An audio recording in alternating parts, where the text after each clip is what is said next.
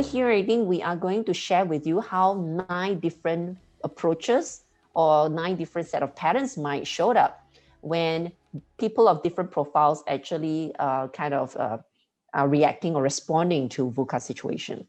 So I'm going to share maybe profile 1 and 4 and 6, and I'll seek help from my co-guides here to actually cover the rest. I think VUCA is a good time to actually learn how to seek help. That will get a chance to bring people together with you. People with profile 1, type 1, right? Sometimes we call them the reformer or perfectionist. VUCA can be very hard for people with type 1 profile because they want to have a sense of control on how they get to the results, and they also want to make sure that the results they deliver are of quality. So when it comes to plans not going according to what they have considered, or things are ambiguous and they don't know what's coming, and or they find that they couldn't actually control the process of it, they get very stressed up, and they might, like some of you have shared, like over plan. You make more and more plans in anticipation to want to control the outcome and to still be responsible to deliver what you have promised to deliver. So that can be very stressful for one. I think, so before you go on, right? Yeah, sure. Because we're starting to unpack some of the personality information, right? So for all of you who are listening, I know the Enneagram might be new to you. Treat this information as a first introduction of potential information that you can make use of. You may not know your type yet. You may not find your type today. That's fine. Yeah. But you use this as a data point that you can in some way reflect. Yeah. And there's more layers coming. That's a good reminder. Thanks, Joe. So, and it is perfectly okay if you don't know your type or you're still in the process of discovering it yourself. Take this as one layer by layer of information so that it gives you some clues for you to collect as data points, right? Because Enneagram, I think, is something that is best to kind of find your core type through your self-discovery and reflection. That is the best way to find it. Yeah, and for those of you who are familiar, kind of relate again to these sharing and examples so that it may actually deepen your understanding and polish up the judgment about each type. So let me talk about profile 4. People with profile 4, sometimes they are known as individualist or romantic because they see the world with the lens of beauty and pain. So when the type 4 encounter VUCA situations where there's a lot of moving parts and they are overwhelmed with a lot of stuff to do, and people do not kind of slow down to really savor life in terms of the meaning of it, or what is the purpose of it, or where is the passion point.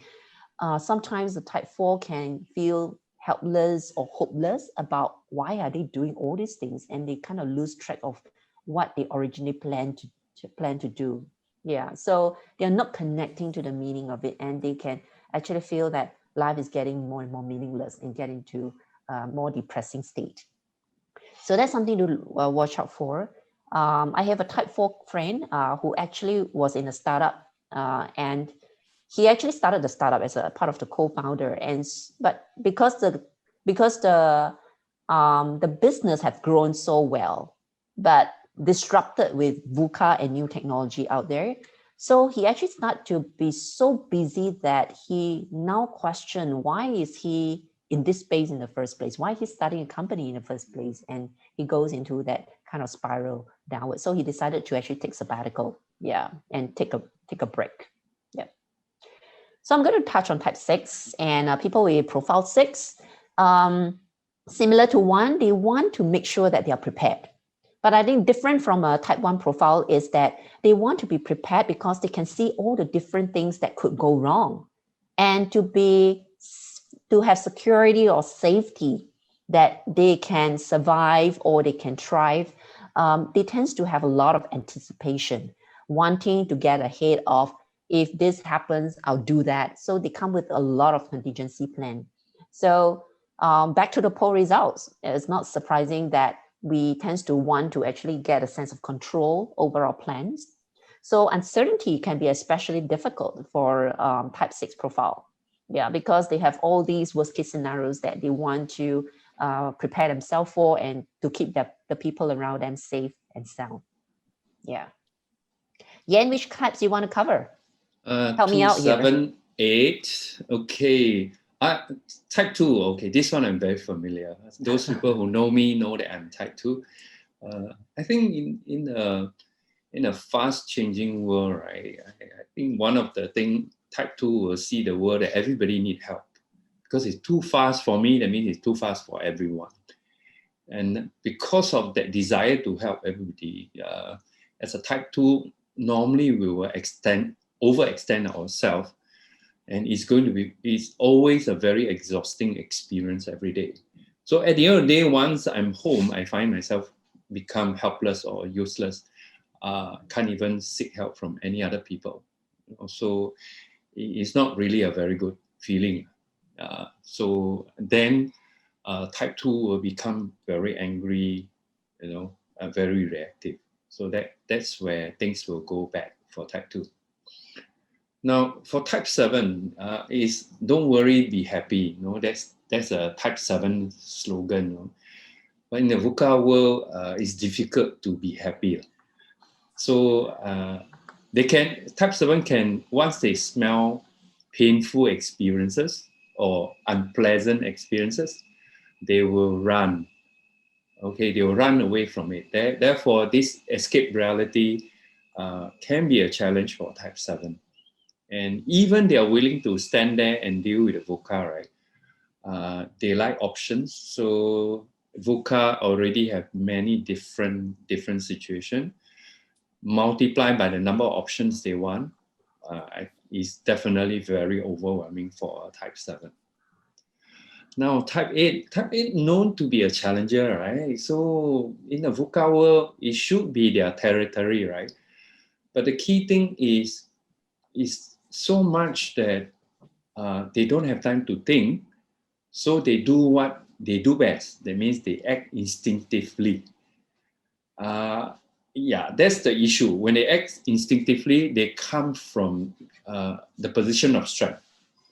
So then it becomes a challenge. They start to bulldoze their way through just to get what they want. So their control is different from type 1. Type 1 control on processes, whereas type 8 is control from a position of strength. That means there is only one way, that is my way. Yeah. But in the VUCA setting, I think it's also hard for type 8 to start to draw their territory. Yes. Yeah, there are so many stakeholders each of us have to deal with nowadays. Or, in the corporate side of things, it's like, the competitors are now have a very different definition of competitors. Yeah, so it's not that easy. So in VUCA situation, type 8, you will see their anger all the way up. It's like everything also angry. It's not a pleasant interaction with type 8 when they are when you process their nerve. Let's look at the type 3. Now, these people want to appear as very successful. They really love competition and to win. So they are really trying to avoid failure. And when the VUCA situation happens, the more and more things do not go their way or things go wrong, they put on a very strong mask, in fact, that all is well, that everything is under control, that they're doing great. And behind this mask, then they start to think that, I want to achieve my goals. So whatever way I do to get there, the ends justifies the means. Therefore, deceit, cutting corners, things like this can come in for the 3. For the type 5, they're very logical, rational. They like to have their time. They need to plan. When a lot of things start to press on them, then instead of exploding like some other types, they actually implode. That means it goes inside and then they get scattered internally. So they will barricade themselves. They do not want to come out of their cave. They will disappear inside there, want to be left alone, do not interact with other people.